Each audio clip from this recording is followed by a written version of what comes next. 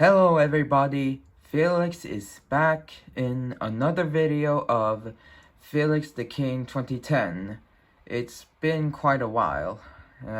I've been working a lot with animations and other bullshit.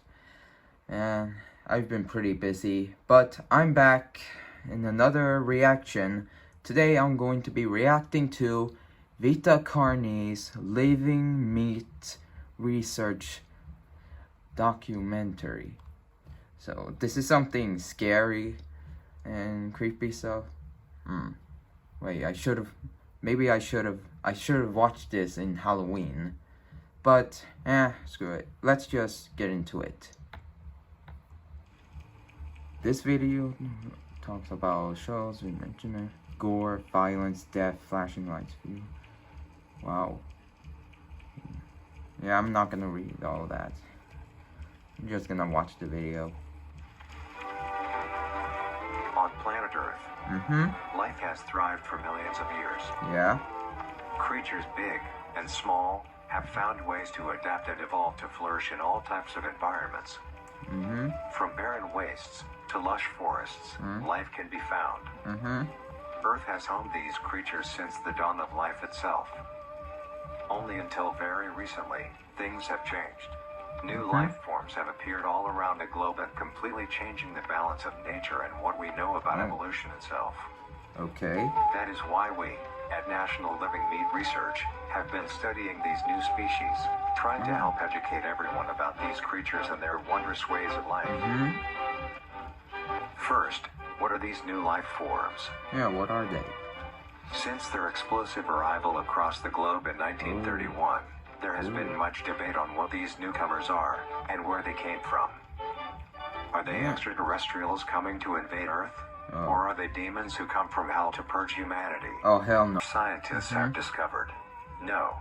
Oh. The origins of these creatures are solely to Earth, miraculously out of nowhere. We don't know why or how, but one thing is for certain, Earth is now their home. Alright. What these creatures are is mysterious and still not well known today. But here's what we do know. Okay. These creatures are comprised mainly of muscle tissue, organs, and bones. They greatly resemble animals with no skin, or store-bought meat. Because of these characteristics, I am not like they that. have been named accordingly as Vita Carnis. The Carnis species consume decaying, organic matter, but their main diet is composed of raw meat, not including their Carnis relatives. The Carnis only appear in places where there is an abundance of crawl, which leads to the first creature of the Carnis species, the crawl. The crawl? The crawl is a growth of meaty tendrils that closely resemble the small intestine. That looks like from a tree branch. These tendrils grow in a similar pattern as vines, mold, or fungi. That doesn't sound dangerous. Structure is the host to divisions of other, smaller branches. In But each it looks tendril nasty. contains a variety of veins, arteries, and other similar organs used to transport nutrients absorbed from its surroundings. The ends of these tendrils are equipped with organelles used to absorb water and organic matter necessary for growth. The source of these organic materials is mainly found in dirt and soil on surrounding surfaces. Using its root-like tendrils, it absorbs the material and processes it into usable energy. Although, the crawl also obtains energy through another means. Using a sophisticated form of photosynthesis, the dark pigmentation of the smaller branches is ideal for absorbing sunlight, and therefore allowing solar energy to fuel the crawl's growth. Because of its efficiency, it thrives in almost all types of environments, easily allowing it to spread across the world, and can be found pretty much anywhere. Its recent inclusion in the ecosystem has caused many major changes in nature's balance. One may assume that the crawl's presence may outcompete any other competitors, but due to its unique life cycle, where old branches fall off and decay into nutrient-rich compost, all forms of life seemingly flourish instead. The crawl's abundance grants plenty of nourishment to all animals, from plants feeding on the decayed crawl, herbivores thriving on increased plant population, and carnivores feeding on both the abundant prey, and are able to eat the crawl as well. The presence of all these animals leave behind waste, which will be broken down and consumed by the crawl, and the cycle begins again. This form of symbiosis leads to an environment where all populations thrive. Humanity also uses the crawl to our advantage. Because of the supernatural rate of growth and its richness in nutrients, it has been sustainably cultivated What the hell was in domestic that? farms. The crawl is harvested and processed into fertilizer, which greatly increases crop yield and quality. The crawl may also be used as a food source for humans, and reliably so. I don't think I would Due to eat its that. unkindly appearance and taste, it has yet to reach cuisine standards. No. The crawl also plays a very important role in the next creatures that we have been studying. Sometimes, in a crawl-populated environment, a node of meat may develop on one of the branches.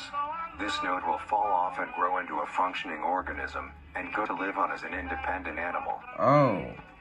This leads us to the upcoming species that we will be discussing. The first of these creatures are the trimmings. The hell? What the? Trimmings are small animals that resemble raccoons. They are commonly known to have Get a that- plump body, Get round that head, thing away from me! small eyes, No, nose and ear that holes, that and thing mimicking is mouth. ugly, They are bro. also equipped with a diversity of limbs. Oh, All individual trimmings are unique, each with a different body shape, number of limbs, and other characteristics. damn. One thing they all share in common is that they are made mostly of meat tissue and are a maximum of 20 centimeters in length, no larger than a basketball. Bruh.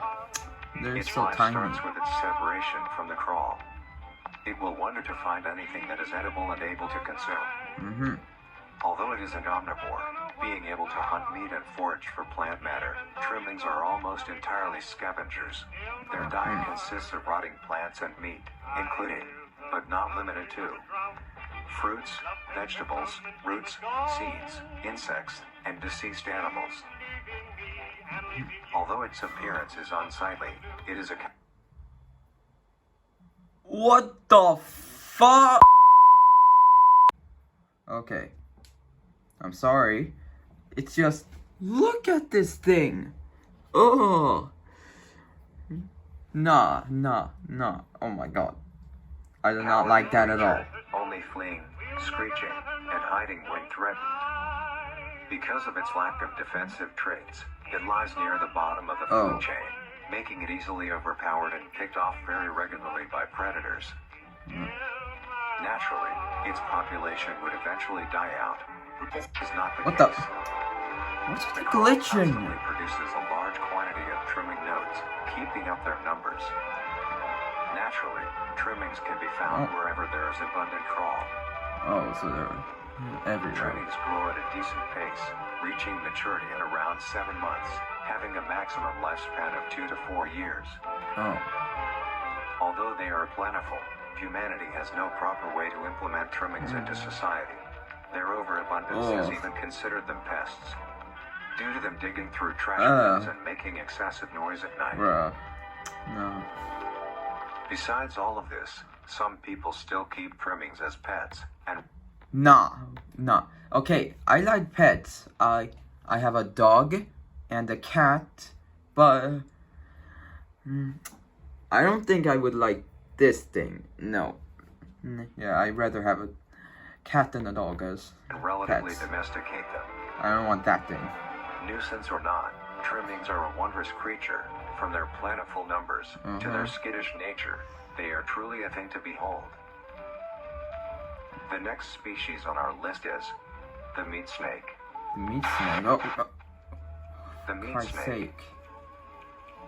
The meat snake is a worm-like creature made of a variety of types of meat coated in a transparent, skin-like membrane.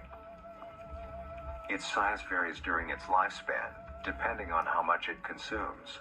When it first separates from the crawl, it is only a few centimeters in length. I do not like that. Eventually, it will reach an average length of 5 meters.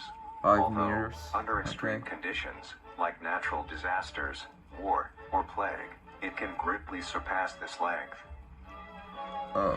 The meat snake's diet consists entirely of dead animals or parts. A meat snake is incapable of consuming a healthy, living organism. The meat snake locates its food by using a tongue-like organ covered in sensors to touch and feel its environment.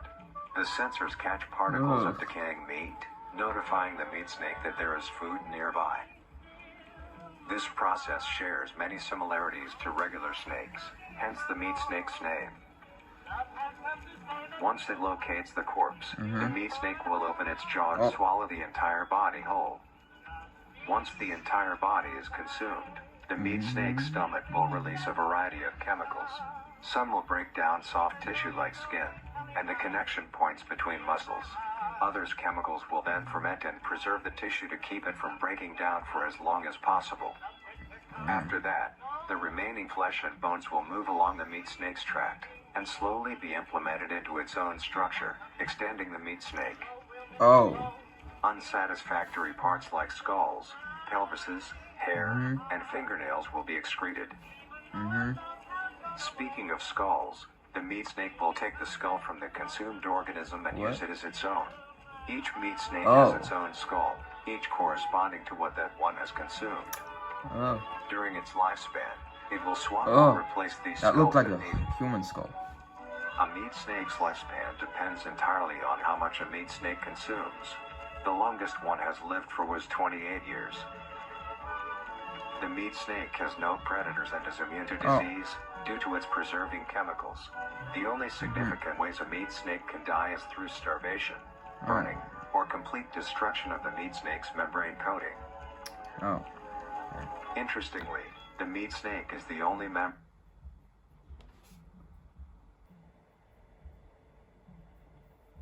What the Bruh. That's an actual monster. Like, member of the Carnis family that is able to reproduce. When a meat snake reaches an excessive size and is in the conditions to do so, it will commence mitosis, splitting itself in two. Then the now two meat snakes will go on their separate ways and live on as two distinct organisms.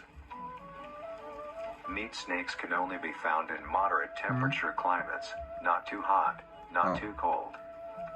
Their population depends entirely on the amount of corpses available. Where there is death, there are meat snakes. Humanity will use them to our advantage. Meat snakes are a very efficient and clean way of disposing of any meat products. The preserving bro, this fluid within video the is meat making me snake's body shaking. disinfects the Like, area, I'm literally preventing the spread shaking. of disease. After what I Humans use meat saw snakes like in this butcher on this shops as a video, waste bin, I've been like, dispose roadkill, what the within hell? war on the battlefield to dispose of festering bodies and parts, and within zoos to dispose of deceased animals. They are extremely tame, not caring if any creature is around them. Get that only thing away acting from me. defensively No, when it I is don't within want. consuming a meal. This means they are very easy to tame. Okay. Overall, meat snakes are a marvelous creature Christ's with a sake. very interesting way of sustaining itself. It is an amazing experience to encounter one, as long as you don't mind the smell. Our next creature is the mimic. The mimic. Christ. The mimic. Alright. Let's see The the mimic. mimic is a bipedal creature with Oh, uncanny for similarities Christ's sake, to what the humanoid anatomy. They greatly resemble humans without skin, with added exaggerated features. These features include extended finger length, longer limbs, bulging, empty eyes, and their most prominent feature, a wide, teeth-filled smile. No, Although it I do not like that at all. face, this is due to coincidence, and is only how their facial structure is shaped. The maw of the mimic contains much more teeth than humans, and their teeth is comprised almost entirely of incisors, with some canine and premolars in the back. This tooth composition is ideal for biting down onto meat and swallowing chunks whole. Oh my A mature god. mimic's diet is comprised entirely of human flesh. Oh, wait. Human flesh? No, you gotta be joking. Because of this, they are found solely around human populated areas. The mimic's life cycle is made of three stages. Alright. In the first stage, a young mimic separates from the crawl. They closely resemble their trimming relatives, but are thin. sleep, and only have 4 appendages. Nah, that's worse than In the this crib. stage, the young mimic will hunt small animals, moving on to larger and larger as they grow. Once large enough, it will begin metamorphosis into the next stage of life. Once fully transformed, it will resemble the description mentioned in the Wait. That's not his style truth. changes and becomes much more Look at that! It now stalks and feeds only on humans. What? It will locate human-populated area and begin its search for an easy target. Nah, the To mimic blend is in, it may use objects it's to the conceal worst one itself. so far. These include clothing, mannequins, and furniture. Nah, they're smart. Once a target has been found, the mimic will observe its prey upon its routine and when it is most vulnerable. This is typically when the human is asleep at night. Once the prey is within position, the mimic will advance silently until it is close enough. The mimic will then execute in consumption. Once the mimic has had its fill, it will leave the scene, a fair distance away from the human population, and begin to digest its meat. Although, in the case that a human is awake, a mimic will use a variety of sounds to either lure What the fuck? What the fuck? What the? Wait, was that in the video? Nice. No, I swear. Wait, let me go back. Although, in the case that a human is awake, a mimic will use a variety of sounds to either lure or startle. Oh my god, that was in the video. I thought the mimic was right outside of my door. God. Nah. Let's just continue. Once a human is in place, it will swiftly attack and kill the helpless target. What the? Wait, what? Wait, is this actual footage? No, oh my god. Nah. This is actually so terrifying.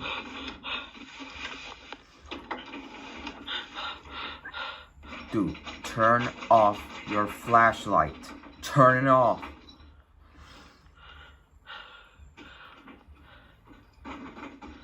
No. Bruh.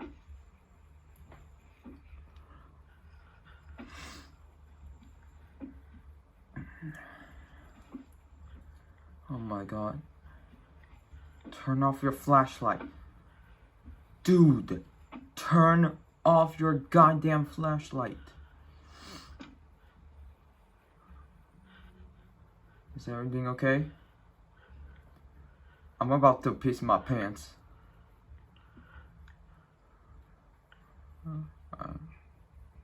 God. Oh my. No. Dude, you're dead.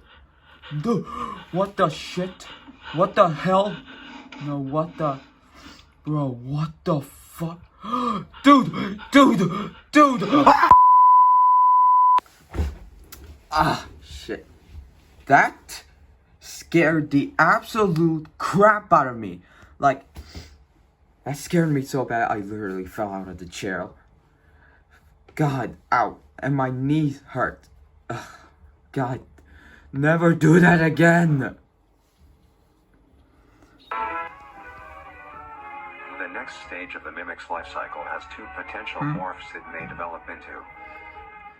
If a mimic has a consistent supply of food, it will develop more human-like features. Oh. It will grow skin, hair, and by the end will look nearly identical to a human being. Oh, no. It now can blend entirely into civilization and lure other humans more effectively. The second type of morph happens when a mimic receives an overabundance of food. It will grow into a larger, more evolved hunter. Its proportions will increase in length, and its human. Why does he kind of look like the marionette from Five Nights at Freddy's? Flexible skin, which is highly durable, and increases in strength the more the elder mimic consumes. This excludes the face, which is now coated in a pale pink skin. No, that's creepy. The mimic's teeth have also moved deeper into the mimic's throat, leaving its mouth a toothless grin. It uses the dark hue of its skin to hide seamlessly within a dark environment. Its skills have also been heightened. This makes an elder mimic one of the most efficient predators on the planet. Because of the obvious threat this poses on humanity, nations around the world have released instructions on how to be able to fend for yourself in a mimic encounter. Here are the instructions. 1. Avoid going out alone if your location is known to have mimics, or there have been mimic sightings. 2.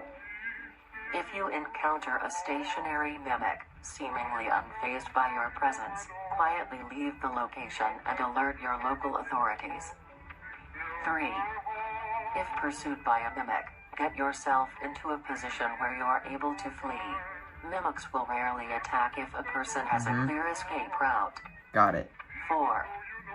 In the event that you have been cornered by a mimic, roll into the fetal position, protecting your neck, face, and vital organs from attack. Make as much noise as you can to alert any other people. 5. If you have a weapon, do not use it. A mimic is fairly resilient, and any strikes or shots on a mimic even with a gun enough to bring it down in time. Instead, use it as a barrier between you and the mimic to block any attacks. 6. In a situation where a mimic is hunting in the immediate area and is not aware of your position, hide somewhere low, like under a bed or behind other furniture. Got it. The mimic will not linger too long to search for prey and will move on. Alright. Be safe and avoid any encounters with a mimic at all costs. Alright. Next up. Nah, can it really get worse than... The Harvester. God. Harvester. The Harvester is a large, bulbous mass. That doesn't with even a look large amount scary. of tendrils spreading from the base. The bulb measures around 3 meters in height and 2 meters in diameter. The tendrils, on the other hand, can extend up to 150 meters in diameter horizontally. Oh God. The Harvester is a specialized form of crawl that grows in a unique and deadly way. A harvester is created when a node that will grow into a harvester, instead of separating, continues to grow. Eventually, it will grow tendrils of its own. It uses the energy provided by its mother branch and expands its reach further. Its tendrils, hidden just below the surface of the ground. The harvester is equipped with 2 types of specialized tendrils. The first type is bulky and flat. They lie the closest to the surface. These branches are lined on each length of the tendril with spines, extending in the shape of a bear trap. On each side of the branch, those particular spines have a vein that feed into them, that pump 2 types of venom. On one side, the spines can inject a neurotoxin, which will attack the nervous system of whomever it is injected into, causing sudden paralysis. The other side can inject an anticoagulant, which when injected, prevents blood cells from clotting. Whenever a large animal moves across the area armed with these tendrils, the branches will clamp onto the animal and thrash violently. Once the prey has been injected with both venoms, the tendrils will rest and the prey will immediately collapse. The animal will be unable to move due to the paralysis, and the wounds caused by the thrashing spines will not stop bleeding. All the prey can do is lie patiently, until succumbing to blood loss. Once the prey has bled out, the second type of tendrils come in. They lie below the spine equipped once. These branches are thick, but very sturdy. They share similar anatomy to the small branches of the crawl, equipped with organelle that absorbs nutrients. These tendrils sense the blood, and move their way to the surface and begin to absorb the vital fluid. Once the blood has been consumed, the tendrils will wrap around the body and begin to shuffle downwards. This movement loosens the soil and slowly pull the body underground. Once secure, the tendrils will continue to feed until there is nothing but scraps. The nourishment absorbed by the tendrils will be sucked back into the main bulb of the harvester. This bulb houses all the vital organs and the venom glands that pump into the spines. The nutrients are then converted into usable energy. The remains underground decompose, providing a rich soil, causing very prominent plant growth, which then attracts more animals. A strange behavior the harvester displays is its choice of diet. The spines will only activate on larger animals, allowing smaller ones to pass by unaffected. The spines will also not activate on some species of bird. There are a couple theories as to why this happens. 1. It could be that attacking smaller animals would cost too much energy for what they get in return, making it not worth the time. Another could be that smaller animals may attract larger animals or predators, allowing a safe place where prey may thrive and lure more predators. It truly is astonishing. Although it is a spectacular creature, it is also very dangerous. The harvester is decently rare, only populating sparse areas in the northern hemisphere and woodland forests. If you are stung by a harvester, there will be no way of helping you, being that there is no cure, and fatality is 100% positive. The best thing you can do is avoid encountering a harvester in the first place. If you are hiking, take note of any warnings or signs saying that there are harvesters around. If you also notice an abundance of lush, ground-dwelling plants in a forested area, and there are no signs of wildlife, this is suspicious and you should leave the area, staying close to the base of large trees or rocks. If you find yourself in the middle of a harvester ground, do not panic. Sudden movements may activate the tendrils and will inject you. Although a harvester is rather forgiving, do not risk any skittish movements. Remain calm. If you have any objects with considerable heft, like coats, backpacks, or full water bottles, gently take that object and lightly toss it towards the bulb and away from your escape route. This will activate the spines on where the object lands, distracting the bulb for a moment. You will then slowly begin to do wide shuffles away from the bulb. If possible, throw another object when you are certain you are a fair enough distance away, just to be safe. Continue until you are completely sure you are out of harm's way. You may come out unscathed, but don't be too obnoxious, or you will be a harvester's next meal. I don't want to be. Next up is the host. The host. The host of influence. God damn. The host of influence, more commonly referred to as the host, has its name derived from a host who invites guests to an event. Not to be confused with a host, a harborer of parasites or disease. The host is a semi-humanoid looking organism. It has the structure of a head, torso, and arms. Other than this, it shares no other characteristics. The lower half of the host is comprised of a mass of fibrous tissue and tendrils that burrow into the ground to hold the host in place. Instead of skin, the host is covered in muscular tissue fibers, tendons, and veins.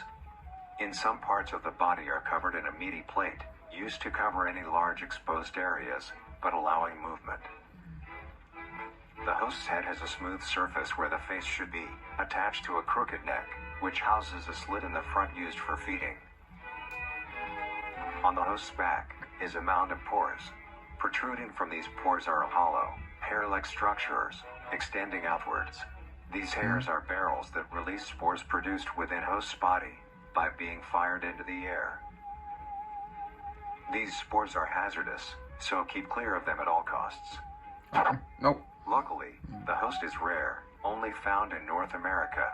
Of course. Obtaining info about the host is a very risky and daunting task. This is because of their rarity and of how dangerous it is to be up close to one. The spores released by a host is very dangerous when inhaled. A host will release a cloud of spores into the air, which will be picked up by wind and carried great distances. If an organism inhales the spores, the particles will find their way into the organism's brain and infect them. An infected organism will show no symptoms of infection right away, but a couple hours after infection the infected organism's behavior and thought process will change. The first symptoms that appear are restlessness, sluggish movement, numbness of joints, and lack of coordination. Then more serious symptoms appear over time. These include dizziness, migraines, impaired speech, and trembles. If you, or someone you know show these symptoms, contact poison control or emergency services. After a total of 6 to 7 hours after infection, the organism will cease all activities they were previously doing and begin to walk. What the hell? The direction the infected will walk is towards the host whose spores have been inhaled by the infected individual.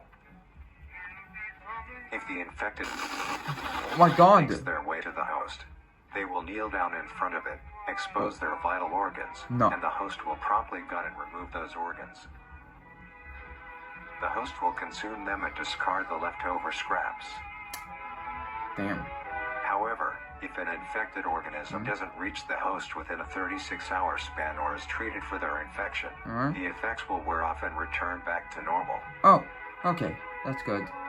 If a host is unable to find prey or doesn't like its current location, it will unroot itself and move to a new location. Their scarce numbers and the hazard of being around one makes getting info about the host very daunting. All you need to currently know is that the host is extremely dangerous and should be avoided at all costs. Alright. Next, the monoliths. The monoliths. Oh, the monoliths. The monolith is a very new creature, only showing up in June of 1972, in the area of... Oh, there. Wait. There are only 7 monoliths, all of them located in a circular position. Why only 7? 1.5 kilometers in diameter. This ring of monoliths surround... What the what's with the beeping? The monolith is a Titanic-sized being, measuring roughly 120 meters in height. Huh? Each monolith... No, that's not a picture of a foot. Not. My God, what the hell? It has 2 trunk legs that are firmly embedded underground.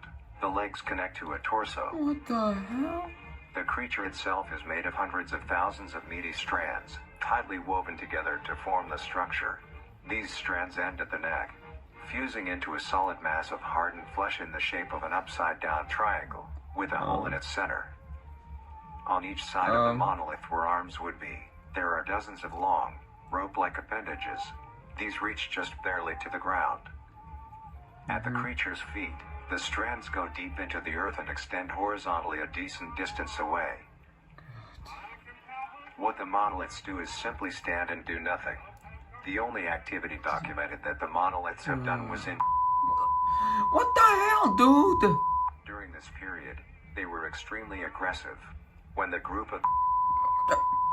Stop with the beeping. ...were making their way to the city, the monolith that they had passes roared a deep bellow and swung its appendages at the team, completely wiping them out.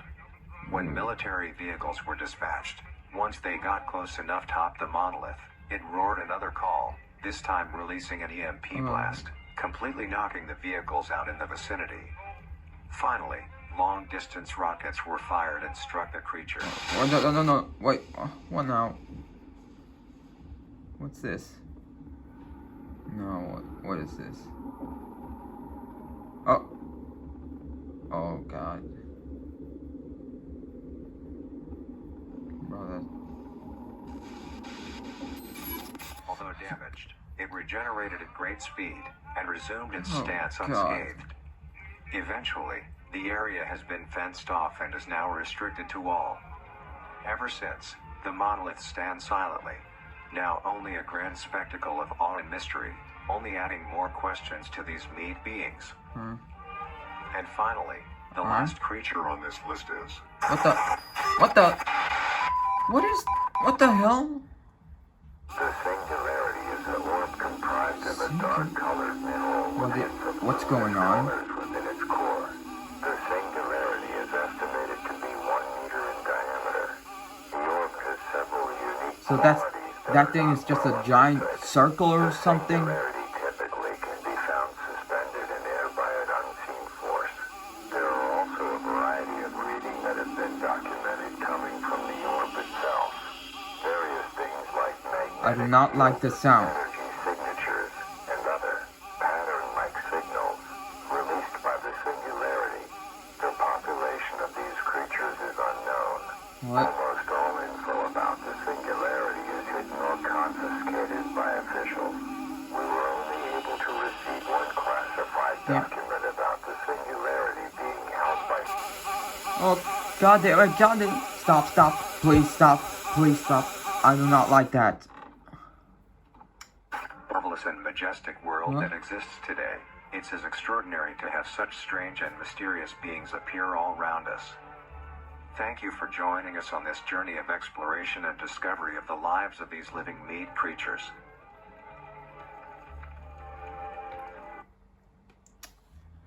Okay, that was the Vita Carnis. Though there was some stuff that I didn't really see, but actually I'm gonna check it out. Wait. 1 minute later. Okay, I found one of those, and I can't really. It's kind of hard to read when there's like static. It looks like there's like a king, a queen, and looks like their son. I don't know what really. Wait, place. There. Alright.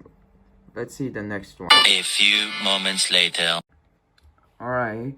I got the next one. And looks like a ship. Is that the sun? Wait, here's.